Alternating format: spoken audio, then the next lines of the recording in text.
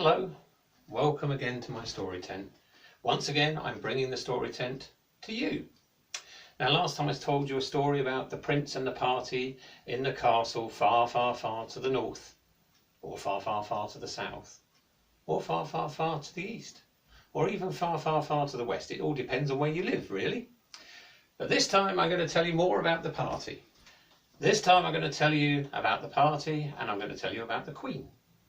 In the castle that was on a mountain above a forest, there lived the king, the queen, the prince, the princess, and there were uncles and aunts and cousins and nephews and nieces. There were all sorts of people living in the castle. There was a wizard, there was a caretaker, there were chefs, there were cooks, there were knights, there were soldiers, there were servants, there were all sorts of people living there. There was even a lady who lived right at the tallest tower that looked after all the castle birds. Now every night, the king, the queen and all the royal family would sit down in the great hall and they would have their dinner. And when they had their dinner, they would want some entertainment. So also in the castle, there were jugglers, there were acrobats, there were poets, there were musicians, there was a very handsome storyteller, and there was a jester. These people would come out and they would entertain the royal family for the whole evening. Now, the musicians, they would play music and sometimes everybody would dance to the music, not really the prince, as we've discovered. And there was jugglers, they would juggle all sorts of things. The juggler there, he was very good. He would juggle hats, he would juggle pineapples, he would juggle anything you could throw at him, really. The poets, they would tell the most fantastic poetry. It would go on and everybody would be hushed while they listened. The storyteller, who was incredibly great, he would tell stories that would make people laugh, make people sigh, make people cry. The acrobats would tumble everywhere.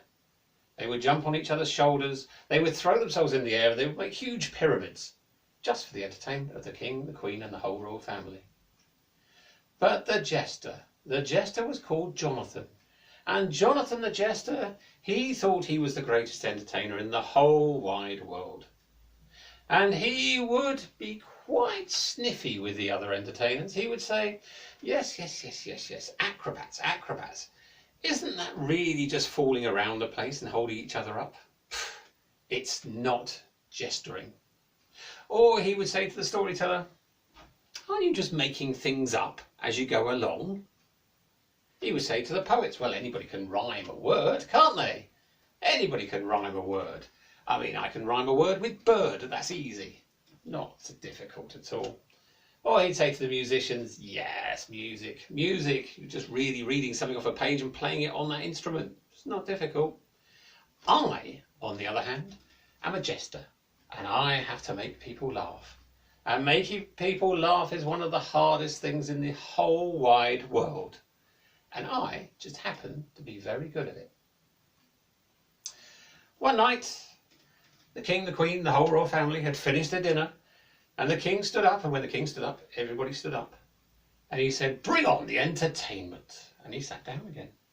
The acrobats came tumbling in. They did their routine. And then the juggler came in and he did a fantastic thing by catching a birthday cake right on his head. And then in came the poets. The poets told a poem, and it went on, and it rhymed beautifully, and everybody was very happy. Then they played some music. The musicians came in and everybody danced, apart from the prince.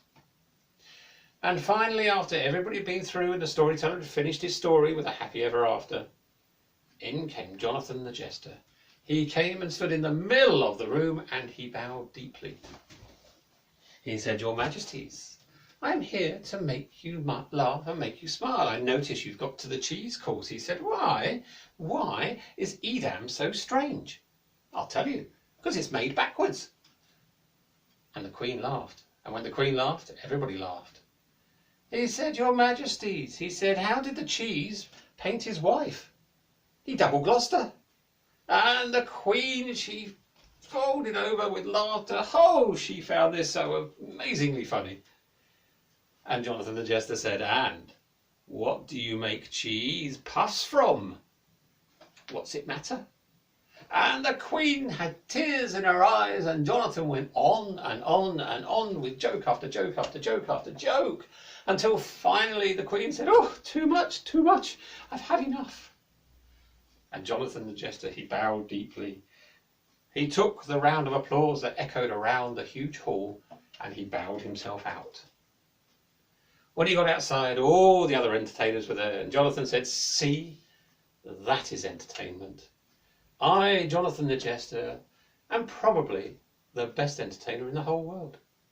And with that, and his nose in the air, he left and went back to his apartments. This happened pretty much every night. One night, as they were finishing, the king clapped his hands and stood up, and when he stood up, everybody stood up. He made them sit down again, which was a little bit pointless. And he said to the entertainers, he said, "Oh, come through, come through." He said, "This weekend, there is going to be a huge, huge party in this very castle. Everybody will attend. There will be lords, there will be knights, there will be soldiers, there will be Vikings from all over the north, the south, the east and the west, coming here for my party. And I'm holding this party for the princess. She will choose one of these men and she will marry them. And for this, I need the greatest party in the world. And for this, I need the greatest entertainment in the world. And for that, you must learn new routines. I don't want to see anything I've seen before. I want new routines. I want people to be astounded. So I suggest you practice." Well, all the entertainers left. They were muttering to themselves. The musicians said, "We must find some new music to play." The acrobat said, "We must find something to throw ourselves off of. Something new." The juggler said, "Now what am I going to catch this time?" The storyteller said, "I better start writing some words down." And the poet said, "What can we rhyme with orange?" Jonathan the Jester, he strode out and he said, "I will have the most amazing new routine the world has ever seen." The next morning he thought, "I can't do this here. I must go somewhere quiet. I must go somewhere where I can concentrate." So he left the castle, he went down the mountain, he went through the forest until he found a nice glade just beside a stream. And he sat on a rock and he started to write. And he started to write his new routine. Ha ha ha ha, he thought, "That's funny, that's going in. Not sure about that. That might be a bit rude. Now that will be funny." And he wrote and scribbled and wrote and scribbled throughout the whole day. When he went home at night, he was exhausted and went straight to bed, face down, on his pillows. The next morning he got up again. This time when he went down the mountain into the forest, he found the glade beside the stream, and he practiced his routine and his movements. Everything was going very well. When he got home that night, he was exhausted, but he was very happy with himself. The new routine was going to be funny. It was going to be the funniest ever. And he fell down onto his pillow, face down, asleep. This went on all week. He went and practiced and practiced and practiced. He wanted to make this seamless. On the day of the party, he got up and he said, "I need one more practice. I need to get this perfect." And he left the castle, went down the mountain into the forest, into the glade, by the river, and he started to practice. And as he practiced, out the corner of his eye, he saw a movement. "Who's there?" he said. "Who's watching? Who's spying? Who's there?" And out of the bushes came a tiny little old lady. She came out and she said, "It's me, sir. What are you doing?" He said, "I am practicing my new routine. What are you doing, spying on me?" She said, "I'm not spying on you." She said, "I was just doing my washing by the river, something I do on every Saturday." "I don't care," said Jonathan the Jester. "You were watching the new routine. You can't watch the new routine. This is for the king, the queen, and all the lords and ladies of the castle. What were you thinking, spying on me?" He said, "Go away. Go away, you old crone. Go on, you daft old bat. Take your washing and go somewhere else, coming in here and spying on Jonathan the Jester." The old lady said, "You're being very rude, young man." She said, "You're being very horrible indeed. I do my washing here every Saturday." And he said, "I don't care, old woman." He said, "You are old, you are haggard, you are wrinkly, and you look like a prune. Now go. Leave this glade. Don't ever set eyes on me again, or it will end up bad for you." The old lady was absolutely dumbstruck. How rude. "Right," she said. if you're going to be so rude. And she held up one finger and she whispered behind her finger and pointed at Jonathan. But Jonathan didn't notice. He waved her away and carried on practicing his routine. He looked at the sun. Oh, it's getting late, he thought. I'd better get back to the castle. And he went back up the mountain to the castle. When he got there, all the other entertainers were starting to gather. They said, "Where have you been? The dinner's already started. All the people from all over the north, south, east and west have arrived. They've even started to ask for the music so they can start the dancing." "Really?" said Jonathan the Jester. He said, "Well, I have my routine. I'm just going to go and get changed." He went back to his apartments and he got changed into his finest jestering robes. All brilliant, lovely colours of green and red and yellows and blues.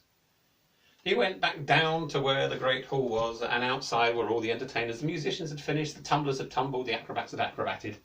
The storyteller was in there at the moment. He was telling a fantastic story, and when he finished, there was a huge round of applause, as you would expect.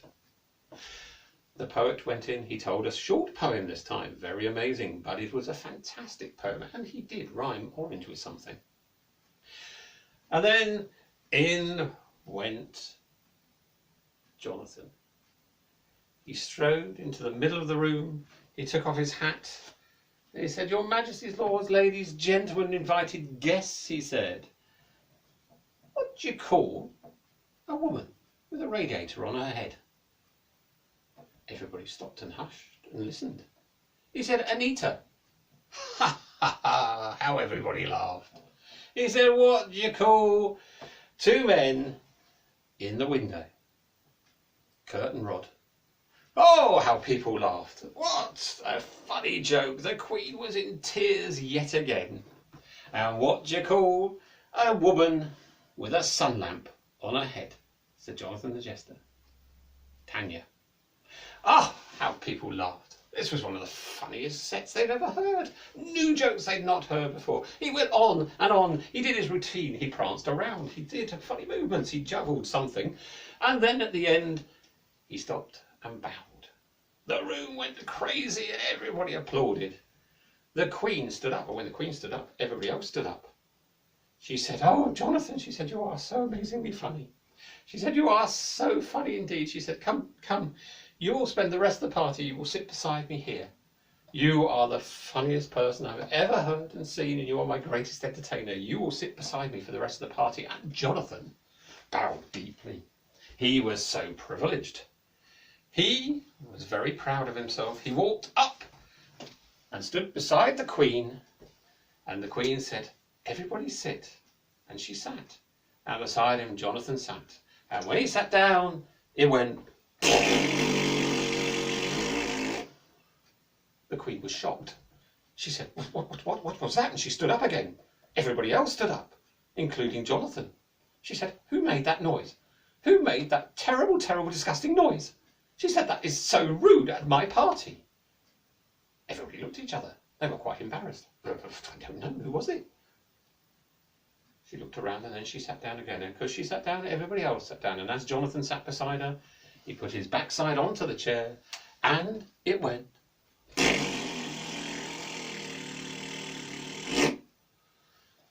She stood up again. She looked at Jonathan. She said, "How dare you in front of the Queen make such rude noises like that? That is absolutely disgraceful." Jonathan said, "I'm sorry, I couldn't help it. I don't know what it is." He sat down again when everybody else sat down, and again he stood up straight away. The Queen looked at him and said, "How dare you stand up? I haven't stood up yet." He said, "I'm sorry, Your Majesty, but I don't think I can sit down." She said, "Sit down." He sat down, and as he did, she said, "Guards, take him away." And the guards grabbed hold of poor old Jonathan the Jester and dragged him all the way through the hall, down the dungeons, and then they threw him into a dungeon. And as he landed on his backside, and as he did, he went. He sat in the corner of the dungeon and felt quite sorry for himself. The next day, all the guests had left, and the King and the Queen were in their throne room, and they ordered Jonathan Jester to be brought before them. Two guards dragged him up the stairs. They brought him in, and they stood in front of the King and the Queen. The Queen said, "Jonathan the Jester, You quite embarrassed me last night. How dare you make such rude sounds? Is there something wrong with you? Jonathan the Jester said, I don't know, your Majesty. I don't think so. She said, right. Bring that stool over. So they brought a stool over, sat it down, and when Jonathan the Jester stood in front of it, the Queen said, now sit. And Jonathan the Jester sat down, and as his bottom touched the stool, he stood up again. Oh, he said, I don't know what it is. I don't feel unwell. She said, Jonathan the Jester, I can't possibly have someone like that in my castle. Look at the state of you. I think you must leave. He said, leave, your Majesty, but I am your greatest entertainer. She said, well, not really. We can get another jester. And 2 guards dragged hold of Jonathan the Jester. They took him to the front gate of the castle and they threw him out the gate. He landed again on his backside, and as he went down the mountain on his backside,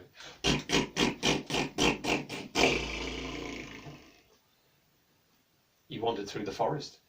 Oh, he said, I don't know where to go. I don't know what to do. I'll have to get a job somewhere else. I wonder where I can get a job. As he wandered through the forest, he went through the glade. And when he went through the glade, there was the old woman beside the river with some washing. She said, oh, Jester again, is it? He said, oh, old hag, old woman, old crone, old wrinkly person, go away. I've got enough troubles without you. She said, I know. She said, you have got an everlasting whoopee cushion. He said, what? What do you mean I've got an everlasting whoopee cushion? She said, well, you were so rude to me, I decided to put a spell on you. And now, every time you sit down, it will give out a sound like a whoopee cushion. And I hope you find that very funny. And Jonathan the Jester looked at her. Oh my word. She disappeared into the trees. Jonathan the Jester wandered off. He went from town to town telling his jokes, doing his spiel, but every time he sat down, out came the sound. People soon got fed up with him. Having a sound that went every 2 minutes doesn't get very funny after a while. And now Jonathan the Jester, he wanders all round the world, north, south, east and west, trying to make a living as a jester. But if one sits down beside you, tells you a joke and then goes, you know who you found. It will be Jonathan the Jester. And that is the second story from the party in the castle on the mountain surrounded by the forest in the north and the south, east and west. There will be another story. The next story will be about the uncle and the unicorn. And I will tell you that one very shortly. In the meantime, if you'd like to go to my webpage, www.markfraser-storyteller.com, you will find some of the books of some of these stories on there. Feel free to have a look, and if you'd like to order some, please do. In the meantime, I will see you again next time for another story about the party in the castle. Thank you for listening, and remember, tomorrow is another story.